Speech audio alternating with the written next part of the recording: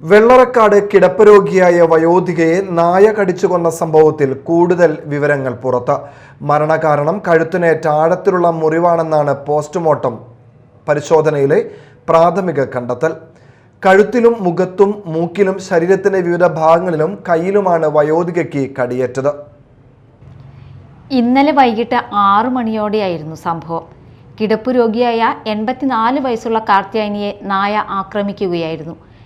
കാർത്യായനിയുടെ മാനസിക വെല്ലുവിളി നേരിടുന്ന മകനെയും നായ ആക്രമിച്ചിരുന്നു. കാർത്യായനിയെ കടിച്ചുകൊന്ന നായയെ നാട്ടുകാർ പിടികൂടി തല്ലിക്കൊന്നു. കടങ്ങോട് പഞ്ചായത്ത് അധികൃതർ നിയോഗിച്ച വന്യജീവി സംരക്ഷകരാണ് നായയെ പിടികൂടിയത്.